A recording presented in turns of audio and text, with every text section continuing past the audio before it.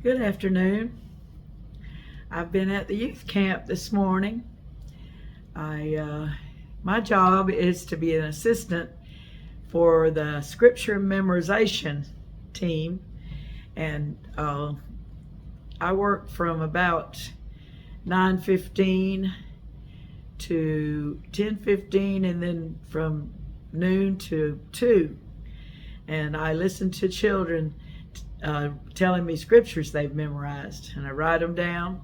It's really good. It's interesting to do, and I get to hear the children reciting the scriptures. I really love that. But we had a really good service last night. Oh my. The Lord just helped every one of the young people, I believe. They were singing a song, I believe it's called Made for More. And it was the senior choir was singing it. And oh, was it beautiful. And Bill was just worshiping God. He was standing in the back of the boys. Of course, you know, he still had about his whole head and shoulders up there. And he was lifting his hands and worshiping, and it was wonderful. All the children were getting a blessing. So we didn't have preaching last night. We just all began to seek God for more and help us be what we were made for. So it was wonderful. Anyhow, I'm going to start back on back in chapter 4 of Genesis. And I want to go back to verse 9, where the Lord said unto Cain, "Where is Abel thy brother?" And he said, "I know not. Am I my brother's keeper?" Are we our brother's keeper? I'm telling you, Jesus, I believe, felt like he was. He went on the cross and died for us because he was our keeper. I'm so glad he is. And he said, "What hast thou done? The voice of thy brother's blood crieth unto me from the ground. And now art thou cursed from the earth, which hath opened her mouth to receive thy brother's blood from thy hand. When thou tillest the ground, it shall not henceforth yield unto thee her strength. A fugitive and a vagabond shalt thou be in the earth." So God was telling Cain what it had cost him to kill his brother. It had cost him what he was a tiller of the ground. He was a farmer, and he was used to things growing really good for him. But God said, "When thou tillest the ground, it shall not henceforth yield unto thee her strength. A fugitive and a vagabond shalt thou be in the earth." You're going to be somebody that's running from authority, running from the law. There wasn't any law at that time, but I'm sure the authority of God's ways, of the right way of doing things was in the world, even at that early time. And he was going to be a fugitive and a vagabond, meaning wasn't going to be able to settle down. He was going to be somebody that moved around all the time. And Cain said unto the Lord, "My punishment is greater than I can bear. Behold, thou hast driven me out this day from the face of the earth, and from thy face shall I be hid. And I shall be a fugitive and a vagabond in the earth, and it shall come to pass that every one that findeth me shall slay me."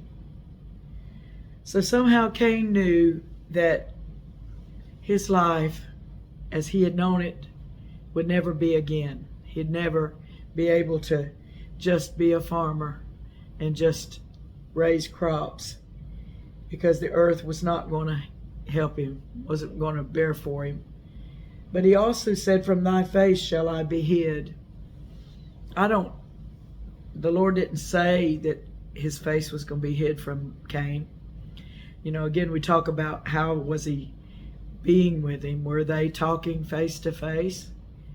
Seems like they might be talking face to face.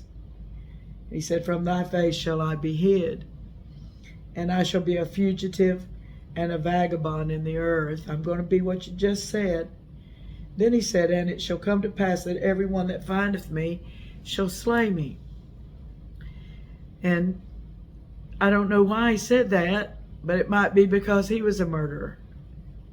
That maybe they would be afraid of him because he would murder if he had to or wanted to because of his temper. And so he said, it shall come to pass that everyone that findeth me shall slay me. And the Lord said unto him, therefore whosoever slayeth Cain, vengeance shall be taken on him sevenfold. Sevenfold. In other words, Cain was going to be somewhat protected by what God was saying. You're going to slay Cain? You're going to get vengeance on you sevenfold. I don't know if that meant all your family's going to be killed, or, but he was going to have something that caused other people to know that they better not mess with him. They better not touch him. And the Lord set a mark upon Cain, lest any finding him should kill him. Now, I don't know what that mark is. I don't know. I've wondered about it, but I don't think anybody really knows what that mark was. And Cain went out from the presence of the Lord and dwelt in the land of Nod on the east of Eden. So the east of Eden was back toward India and China and toward those areas, because we know that Eden had to be somewhere around the Euphrates and the Tigris because of the rivers there. And so it wasn't right near Eden. It was in the land of Nod. We don't know where that is either. And then it says, verse 17, and Cain knew his wife, and she conceived and bare Enoch. And he builded a city and called the name of the city after the name of his son Enoch. Okay, now, everybody asks, where did Cain's wife come from? I asked people this morning when I went to youth camp, just to get it, see if anybody had a good opinion, but they didn't. They just laughed at me asking them. Really, my opinion, I'm just sharing what I know of the Bible, and if I don't know it, I will share my opinion. My opinion is because Eve was named the mother of all living, and Adam his name meant the first blood. My opinion is that it had to be some of Adam and Eve's offspring. It had to be, for they were the first human beings on the face of the earth. And because God said that Eve, the woman, which was Eve, that she will greatly, he said, I will greatly multiply thy sorrow and thy conception, meaning you're going to have a lot of children, and it's going to be hard for you to have every one of them. But I believe Eve did, that she had a lot of children. I don't know how many, but children come half and half, just about. Half female and half male. But, of course, it's different in some instances where there will be a family that only has boys or a family that only has girls. But in the human race, it's mostly half and half. So Eve had already had 2 boys, so she could have 2 girls. They don't mention girls all the time in the Bible. If you notice this, not all the girls are mentioned.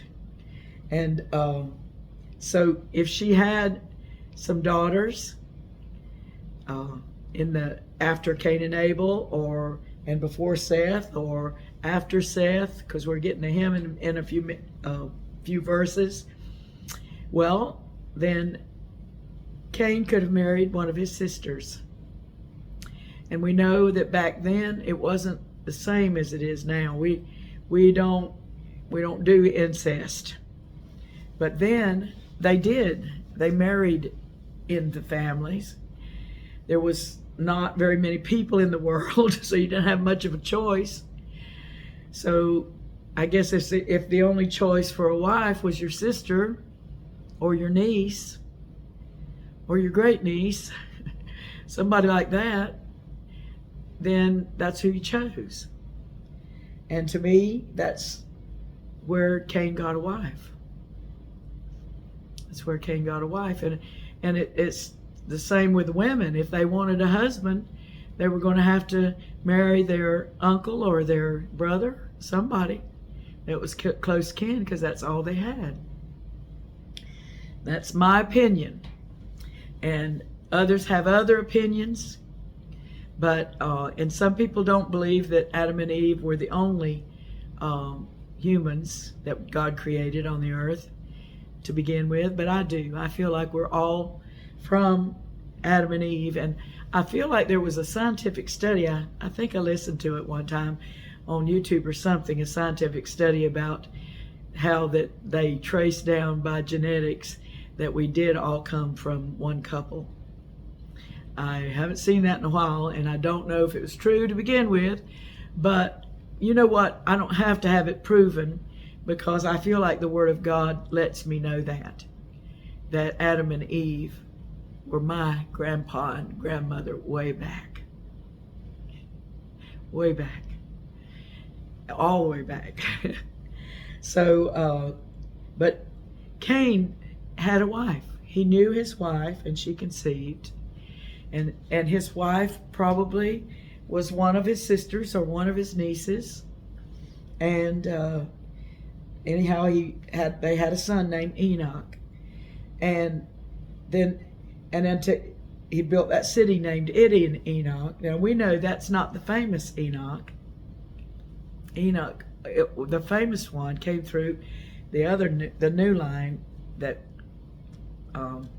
Eve and Adam had, and which was Seth, and we'll get to that in just a few verses. So, but this Enoch was Cain's son.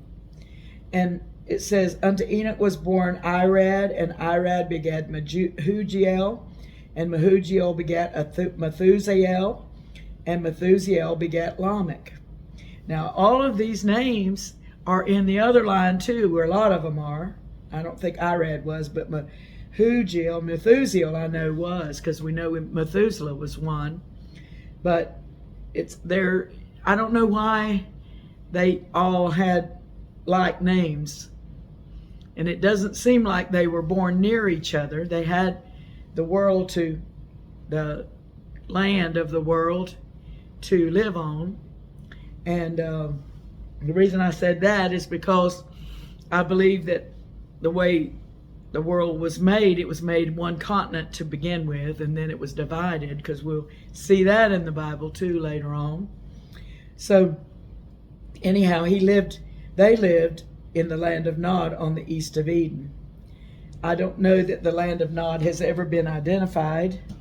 I can't say that. Let me look back here in the dictionary where it says Nod. Well, that might be interesting to look at. See, the land of Nod. It sounds like one of those fairy tales that has the land of Nod in it. And here we go, N-O-D. Can't find it yet. Here. Okay.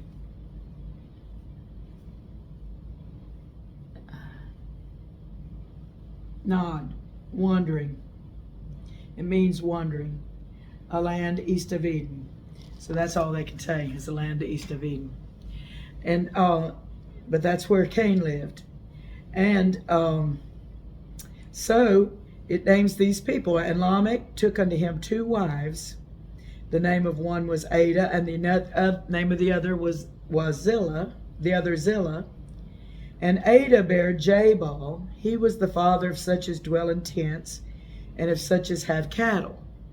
So Cain's children were renowned people also.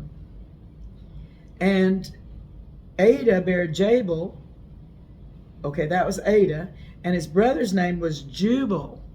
He was the father of all such as handle the harp and organ. So now they're making musical instruments, harps and organs. And Zillah, she also bare Tubal-Cain, an instructor of every artificer in brass and iron. And the sister of Tubal-Cain was Naamah. So this Tubal-Cain made things out of brass and iron. I mean, it seems like in the early stages of our being on the earth, we were already doing some amazing things, making harps and organs, making things out of brass and iron. It's not like we wasted any time, did we? And so then it starts talking about this Lamech that had these very talented children. Lamech said unto his wives, Ada and Zillah, hear my voice, ye wives of Lamech, hearken unto my speech. For I have slain a man to my wounding, and a young man to my hurt. I've slain a man to my wounding, and a young man to my hurt. Doesn't sound like he was glad he slayed him, glad that he killed somebody. He was sad and hurt himself from doing it. Don't know how it happened, but it did. If Cain shall be avenged sevenfold, truly Lamech 70 and sevenfold. So Lamech, he was, let's look at who he was. Cain, Enoch, Methuselah, and Lamech. So it was Cain's, okay, his grandson would have been Irad, his great-grandson would have been Mehujael, great-great would have been Methuselah, and then great-great-great was Lamech. So it was down generations, but remember that people lived a lot longer then, so all of these grandpas would probably still be alive. And so they all knew, probably, well, we know they did because of what Lamech knew. They all knew the story of Cain.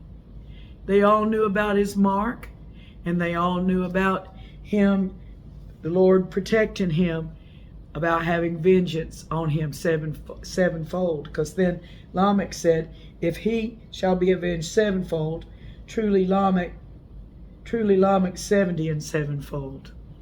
How he figured that, I don't know. Maybe because he was his many great-grandson, and that God was going to protect him too. I don't understand that very well.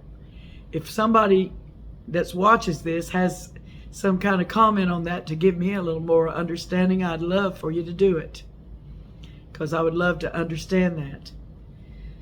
And then it starts a new paragraph. That's enough about Cain and his family. And Adam knew his wife again, and she bare a son and called his name Seth. For God, said she, hath appointed me another seed instead of Abel, whom Cain slew. And Seth, that's verse 25, appointed means appointed. So Seth's name meant appointed. And to Seth, to him also there was born a son, and he called his name Enos. Then began men to call upon the name of the Lord. So